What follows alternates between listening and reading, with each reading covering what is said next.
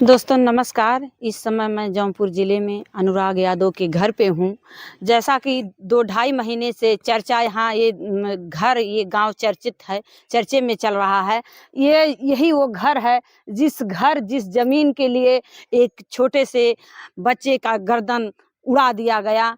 और इतने नेता लोग आए और इतने मतलब अधिकारी लोग आए, मिले और चले गए, लेकिन एक बहुत बड़ा काम जो बड़े-बड़े नेताओं ने नहीं कर पाए, वो एक छोटे भैया नेता मतलब ये करके दिखा दिए। युवा नेता हैं। कैसे युवा नेता है ये, कैसे ये वहाँ पे गए, कैसे पहुँचे, कैसे इनके दिमाग में चला ये बात, मैं इनसे बात करने का प्रयास करूँगी। भैया पहले आप अपना शुभ नाम बताइए। किशन यादव नाम है हमारा। हम राज कॉलेज छात्र नेता हैं। जी। वर्तमान में जिला पंचायत प्रत्याशी हैं, वार्ड नंबर 72 धर्मापुर से। जी। और हम लोग अभी बहुत बड़े वो नहीं हैं, लेकिन हम लोग छोटे कार्यकर्ता हैं समाजवादी पार्टी के। लेकिन हमारे नेता का यही है कि हम छोटे से छोटे कार्यकर्ताओं का बात सुनते हैं, रखते हैं उनकी बात। जी। तो हम लोग बहुत दिन से प्रयास में लगे थे, हमारे चाचा थे तो इनसे मिलवाने के लिए। तो मानी जी से बात हुआ हमारी, तो हमें एक समय दिए, डेट दिए, तो उसी डेट पे हम लोग ले जाकर चाचा को मिलवाए और दोनों बहनों को मिलवाए थे। भैया इतने बड़े-बड़े नेता ये काम नहीं कर पाए, लेकिन आपके दिमाग में कैसे चला, कैसे वहाँ तक पहुँच गए आप? हम लोग समाज सेवा के लिए ही निकले हैं। जितना अपने से हो सकता है, अभी हम लोग किसी पद पे नहीं हैं, छात्र राजनीति से निकले हैं, जितना हो सकता है उतना करते हैं। और हमारे नेता का यही एक खूबी है कि हम छोटे कार्यकर्ताओं का बात सुनते हैं, रखते हैं वहाँ। जी देखिए, 2 ढाई महीने से जनता चिल्ला रही थी कि माननीय अखिलेश जी कहाँ हैं, लेकिन आप वहाँ तक ले जाके उस काम को करने में हासिल हो गए। हाँ, तो माननीय जी को हम जब बताए तो वो बोले कि आप लेकर आओ, पहले उनसे मिलवाओ, हमें बात कराओ। तो हम लोग गए, तो एक अलग रूम में हम लोगों को बैठाए थे, तो आए, पर्सनल हम लोगों से मिले और पूरी बात सुने, पिताजी की बात सुने और दोनों बहनों की बात सुने। उसके बाद बोले हैं, आश्वासन दिए हैं कि करवाएंगे कार्रवाई। जैसे मेरा सवाल ये, जैसे माननीय स्वर्गीय मुलायम सिंह जी मतलब जनता मतलब गरीबों की सेवा करते थे, उनका दिल बहुत कोमल था, उसी तरह से माननीय अखिलेश भैया का भी कोमल दिल निकला। बहुत कोमल है, हमारे नेता बहुत अच्छे हैं। वो आप जान लीजिए कि अभी मैं किसी पद पे नहीं हूँ, सिर्फ छात्र राजनीति से निकला हूँ, लेकिन एक छोटा कार्यकर्ता हूँ। लेकिन माननीय जी की नज़र में हम लोग बड़े हैं।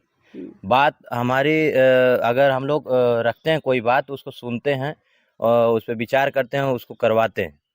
तो अगर किसी के ऊपर कोई आफत आ गई बीच में, किसी के ऊपर मान लीजिए, ये तो इस मैटर से अलग है, किसी के ऊपर आ गई, अगर उनसे मिलना चाहे तो ऐसे आराम से वो मिल जाएंगे? बिल्कुल मिल जाएंगे। हमारे नेता का यही खूबी है कि वो किसी का भी कुछ भी बात है, दुख है, दर्द है, तो खड़े हैं सबके लिए, पूरे समाज के लिए खड़े हैं, मिलते हैं सबसे, सबकी सुनते हैं, कार्रवाई जो है वो करवाते हैं। हमारे जनपद जौनपुर में ये जान लीजिए कि मैं आपको बता दूं कि हमारे भाई किशन यादव जी हैं।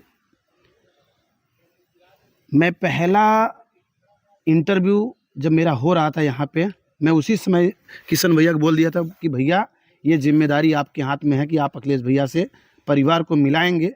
वो वीडियो भी बहुत तेज वायरल हुआ था, करीबन 1.5-2 लाख लोग देखे भी थे।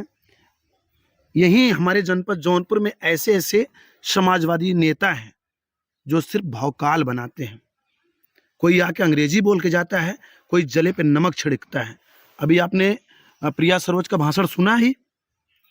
प्रिया सरोज इसी परिवार के बीच में आई थी, जब परिवार के लोग उनसे कहें कि सरेआम हमारे बेटे का गर्दन ये लोग काट दिए, आखिर इनके घर पे बुलडोजर कब चलेगा। तो यही प्रिया सरोज जो कि यहाँ की सांसद हैं, वो मतलब जो ये क्षेत्र पड़ता है, इसी क्षेत्र की वो सांसद, वो क्या बोली थी इस परिवार को कि ये किसी संविधान में नहीं लिखा है।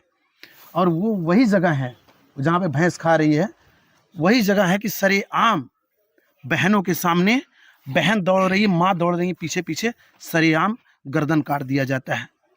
जनपद जौनपुर में अगर कोई नेता है तो वो है हमारे किशन भाई। ऐसे युवा नौजवानों को उत्तर प्रदेश के लोगों को इंतजार है जो निस्वार्थ सेवा करें। और आज उजरका कुर्ता पैजामा पहन, करिएवा कोट पहन भौकाल बनाते हैं कि हम ये कर देंगे, हम वो कर देंगे, बड़ी बड़ी बात करते हैं, मगर ये गरीबों के मसीहा हैं। ऐसे भाइयों के लिए मैं ईश्वर से कामना करता हूं कि ये लोग जहां खड़े हों, परिवार जहां भी खड़े हों, सबकी मदद करें। और ये गरीब परिवार के लिए हम लोग ये जान लीजिए कि लगे हुए हैं। जब तक न्याय नहीं मिलेगा तब तक हम दोनों भाई इस परिवार के लिए खड़े हैं। मेरा एक सवाल और है। देखिए, जनता जब जिस चीज़ को बहुत बेसब्री से इंतज़ार कर रही थी और बहुत दिनों से सबका आस लगा था, लेकिन बड़े-बड़े नेताओं ने नहीं किए। केवल आए घर पे और फ़ोटो खिंचाए, आश्वासन दे के चले गए, लेकिन आश्वासन दिए तो लेकिन उसको पूरा नहीं किए। लेकिन जब तक भैया जी ने काम नहीं किए, तब तक ये कैमरा पे हम तो इन्हें कभी नहीं देखे। शायद भैया जी बता रहे हैं एक बार आए थे कैमरे पे, लेकिन काम करने के बाद एक कैमरे पे दिख रहे हैं बहुत जोरों शोरों से। इसका रीजन है आप भैया? जी, इसका ये रीजन है कि हम लोग प्रयास में लगे थे बहुत दिन से। आप सोचे थे जब तक करेंगे नहीं तब तक सामने नहीं जी आएंगे। बिल्कुल, हम लोग पहले से लगे थे कि वहाँ से मिलवा लेंगे, जो हमारे नेता कहेंगे वही फिर आएंगे बताएंगे आप लोगों को। तब तक आप शांत बैठे थे? लगे थे, कहाँ लगे शांत थे नहीं मतलब लगे थे, लेकिन मतलब कैमरे पे नहीं आते हाँ, थे, कैमरे पे नहीं आ रहे अपनी थे, बात बाकी को लगे अंदर थे। लगे जी छिपाए थे। बिल्कुल लगे थे हम लोग। जी। और आइए मैं आप लोग को वो घटना स्थल भी दिखाता हूं जब परिवार के लोग मैं आपको बता दूं, ये वही जगह है। आज देख रहे हैं, ये है अनुराग के पिताजी, देख रहे हैं बेचारे तड़प रहे हैं। वहाँ सब बहनें, ये वही जगह देख रहे हैं। कैमरामैन जो मेरे भाई, अब अभी तक हमारे बेटवा खून से लाल हो। अभी तक देखिए, ये टोटल ये वही जगह है, ये वही जगह है। आज परिवार तड़प रहा है। अब ये जान लीजिए कि पिताजी पूरा एकदम तड़प रहे हैं और पिताजी के साथ हम लोग पूरा खड़े हुए हैं। काट देला तू, मैं मार देला था राजू, हमार बेटवा काट देला, हमार बेटवा काट देला ललता तू। तो आप लोग से निवेदन है, आप लोग से यही निवेदन है, और किशन भैया भी लगे हुए हैं। आप सभी जितने नेता लोग देख रहे हैं इस वीडियो को, आप लोग से निवेदन है कि आप लोग गरीब परिवार को न्याय दिलाने का काम करिए। और मैं पुनः से किशन भैया का आभार व्यक्त करता हूं, जो कि आप परिवार को लेके जाके आप उत्तर प्रदेश के पूर्व मुख्यमंत्री माननीय श्री अखिलेश यादव जी से आप मिलाएं। इसके लिए यही दायित्व जिम्मेदारी बनती है भैया, यही दायित्व जिम्मेदारी, इंसानियत इसी को कहते हैं। कैसी रिश्ता बनाएं किसी से, कि कैसी रिश्ता बनाएं किसी से। आदमी डर रहा है आदमी से, आदमी डर रहा है आदमी से।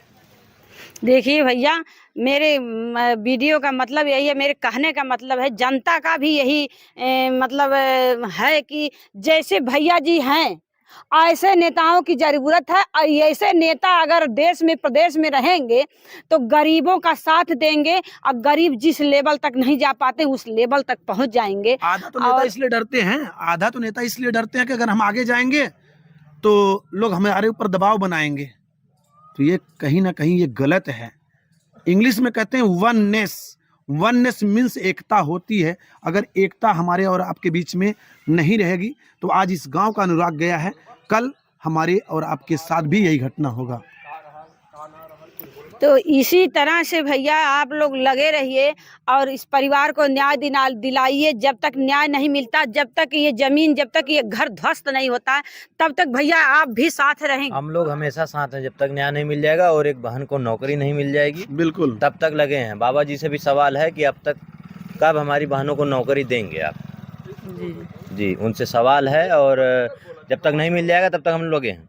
उनसे तो एक सवाल और है भैया, जैसे जनता पूछ रही है कि मतलब परिवार को आर्थिक मदद तो दिए, हाँ। लेकिन ये घर उनको नहीं दिखा और न्याय नहीं मिल रहा, घर नहीं गिर रहा, ये क्यों नहीं दिख रहा है?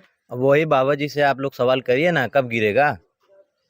आप पूछिए कब गिरेगा, और लोगों का गिर रहा है, यहाँ पे काहे नहीं गिर रहा है? रातों दिन सुनने में आता है कि बुलडोजर चल रहा है। मैं उत्तर प्रदेश सरकार से हाथ जोड़ के निवेदन करता हूं कि आप कहाँ पे बैठे हुए हैं, कहाँ सोए हुए हैं, आखिर ये बिल्डिंग कब गिरेगी? ये जो कि ये जान लीजिए कि जो बिल्डिंग है सबसे बड़ा, यही कहते हैं कि ना कि जानलेवा यही जगह